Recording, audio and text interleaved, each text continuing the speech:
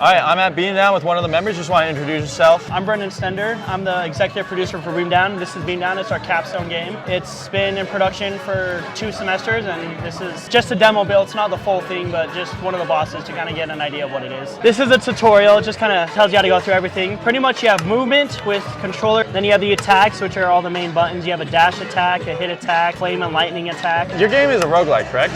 It's more of an action adventure game. It's kind of a roguelike, but you can definitely just upgrade stuff and go through. The biggest thing we wanted to focus on was game fill. So we wanted it to feel as good as possible, which I think we did a really good job by through the end. So is there meta progression, or is it kind of like I would just try out these different builds, or maybe each player has their own unique build or something? So each boss is varied. That's kind of why we have kit selection before you fly in. But it's all honestly up to the player, what your play style is. We have achievements for like doing different builds. So if you do no builds at all, you get like an achievement for beating the game.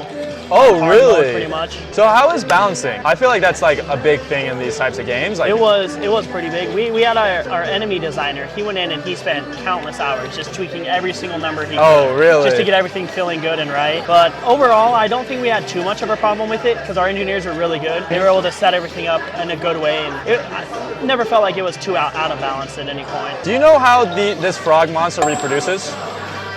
How he what? How he reproduces? I do not. You do not? Oh, okay. I don't think I want to know either. Oh, okay. I was just curious on maybe if you guys had the anatomy down. That was a weird question, yeah. What was the funniest thing that happened during production? Oh man, there were so many crazy bugs that happened. Probably the biggest one was early on in production, especially with this world. Every time the player got hit, they just launch off screen completely. Really? So we had no idea why that happened or what happened, but they would just get hit way too hard and it would not be good for anybody. Wait, what is happening? Oh, I'm stuck. I'm stuck.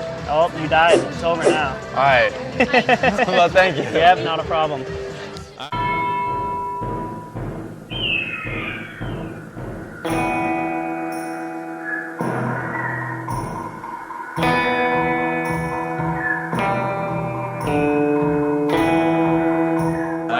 All right, so I'm with one of the members from Tiny Shares. Just want to explain your role and what the game is real quick. I am Pat. I am one of the game directors on the game. I did all the level design, and I am the game/enemy creator. All right, well, I'm just going to play your game while we talk. Is this a type of game where I need to lock in, or can I? You do. This is going to be a semi-rage game. It's going to be a little tough.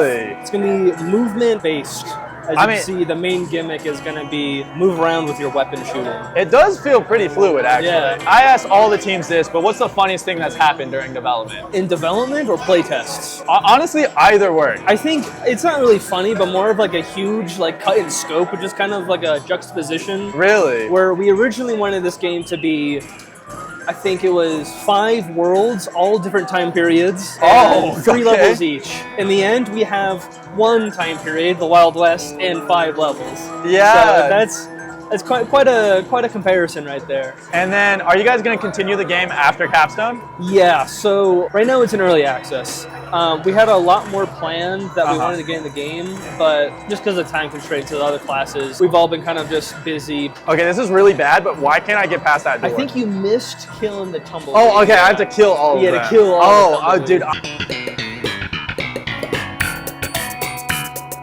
I'm gonna be honest, I am playing this game like I'm just trying to get through it as You fast can think as of this possible. as like a playtest. Is it hard like designing levels and you play and like, okay, that was a good section, and then somebody else, you hand it to a bunch of other people That is an issue because just with a lot of us, we played this game for maybe like hundreds of hours. We find it's really like easy, but then when we see new players, of course, they don't have that 100 hours under their belt. And as a level designer, me having that big comparison or the big difference in skill level, I find it makes it a little difficult to design levels, but I usually just cut back and be like, okay, does there need to be a cactus here? Let's remove that. What is your guys' like main inspiration from the game? Main inspiration, I think 2 games we have in mind is 1, Doom Eternal, with the level of like weapon variety and using that to move around. That kind of aspect for that game kind of inspired the original concept, but when it came to level design, I believe Pt.2 Tower was a big inspiration. Really? Yeah. It's difficult, but it can be even harder if you want to perfect the level, essentially. Yeah.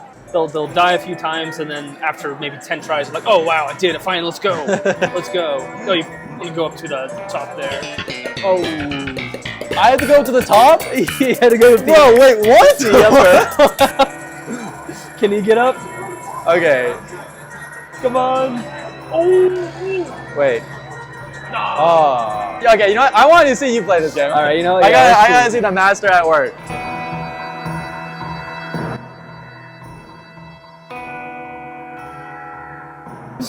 So if you want to beat the game, I didn't complete 2 of them, but I probably got under a minute and 20. But so there's some time trials for people that want to do it faster. All right. Well, thank you. Of course. Thank you for letting me play your game and just showing me off.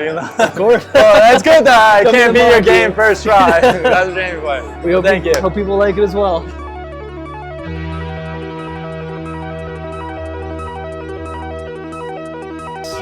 And so we wanted players to really. There's Jason from Geekwave, I think. I'm not too sure. I can't see.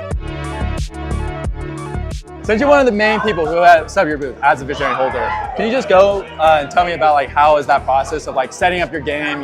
Maybe going out checking other people's booths, managing your own booth, and the whole shebang. I think with games launch, as with any event with people, a lot of it is you give people the space and then you say, go, do the thing. So we brought a lot of props. We brought these, you see people wearing them around, stuff to bring attention to that area. But I mean, none of it is mandatory. It's just fun stuff to encourage people to come and say hi to the game.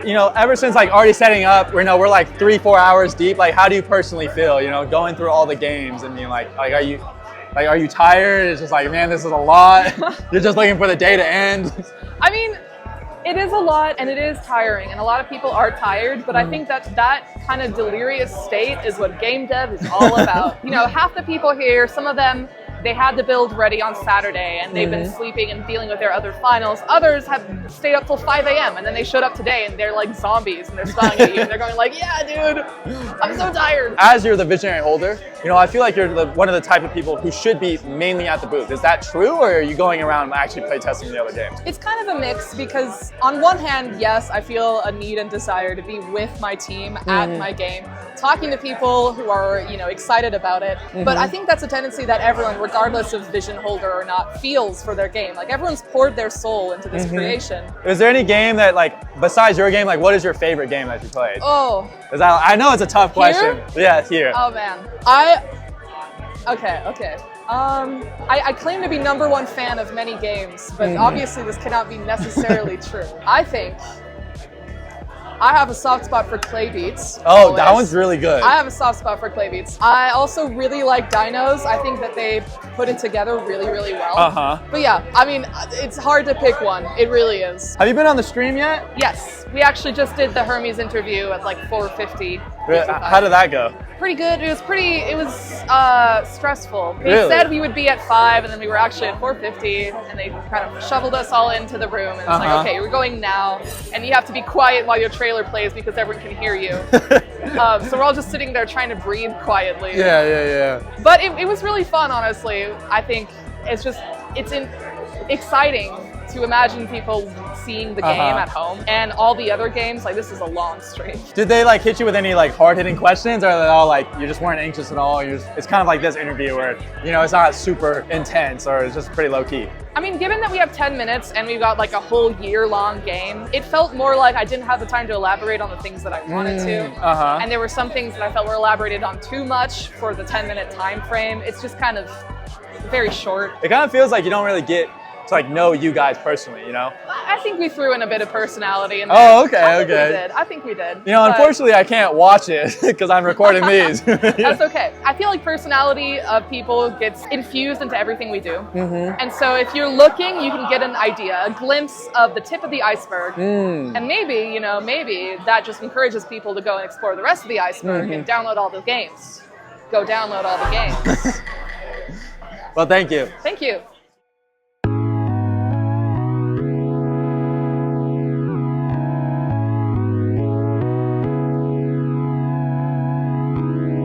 Uncaged, I think, is the next game. Oh, they kind of have a lot of people. Let's just air it out a little bit. Yeah, I'm probably going to burn in there, but it's fine. Oh my God, please. It's still warm, but it's better. You can put all your belongings Can I into put the my stuff in ball. a hamster ball? You may want to do the same with your, There's nothing in this. I just think it might fall off. Oh, that is fair, yeah. More so about I don't want it to choke you. Oh, yeah, no, I don't think we're that type of show. Yeah. I don't think so. I don't know. I haven't been in it. Wait. Awesome. Okay, so I'm gonna roll you on. So just roll forward, Okay. and we're gonna roll you on. How do you guys play test this? So we play test it generally by basically doing this and just trying to get anybody in the grad lab, because we're in the grad program. Yeah. Any of them just to get in it, whoever's Really? available, and just start running. Did they start burning up when they're in it? Yeah. It's one of those things of like, if you do a full day of play testing, you feel like you've lost a couple pounds and you're feeling light and skinny. Really? All right. Hold on. So I just move. Oh, that is trippy. Oh my god. Sheesh. Is there a good way to speedrun this game? The best way of doing it is really, you don't have to turn much, so you can really just run forward. Oh, really? We just wanted to make the game, a lot of it's about the fun of being in the ball. Yeah. And so if people were getting frustrated, well, that could ruin the experience of running around in the ball. Yeah, so we kind of wanted to make it as approachable as possible in that sense. Okay, hold on. Let me see how fast I can go. Yeah, you can get moving pretty quick.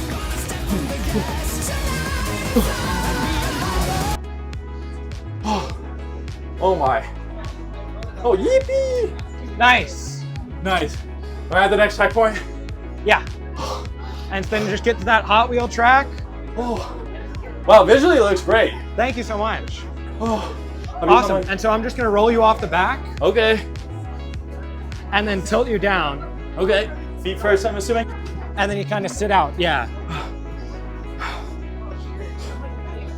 Oh. Awesome. Are you getting for an interview? Yeah.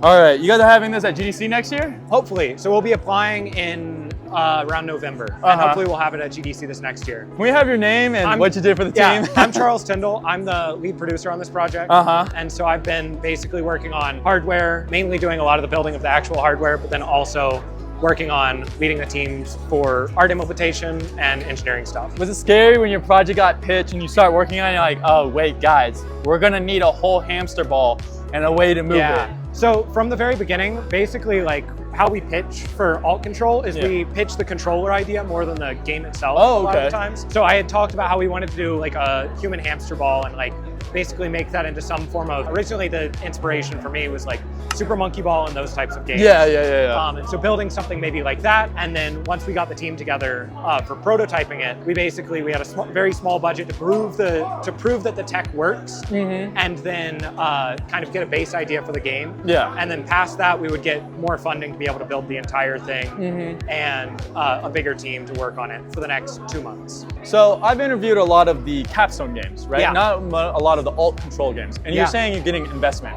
So I'm wondering how that's working at like a school environment. Like how are you guys getting investment and how does that work? So basically for the alt control, the process starts as about almost everyone in the program will pitch an idea. So it was about 50 to 55 ideas that were pitched. And then 10 of those went into prototyping, where the school just will pay for, I think it was $100 or $150 worth of budget to develop the prototype. Or no, it was $75 for the prototype. Okay, $75 to make that seems a little tough.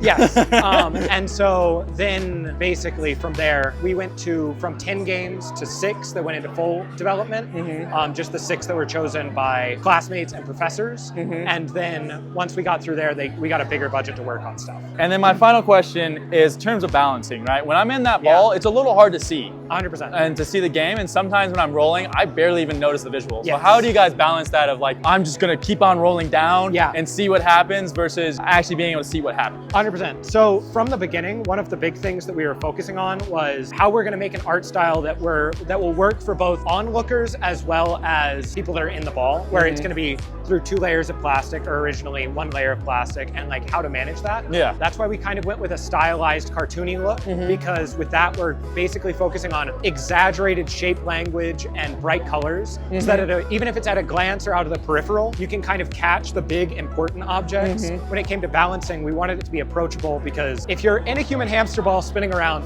it's a very fun thing. And if you're getting taken out of that and frustrated with the game, then that's like you're failing the project. Because you would be having fun if the game wasn't there and the game is ruining it. So we constantly were trying to make it so that the game flowed naturally, and then you had the option to kind of veer off and take other paths, so you still feel like you had agency in it, but it wasn't inherently required, so that you still had no concern about someone getting frustrated while playing it. Okay, well, thank you. Awesome. Thank you so much.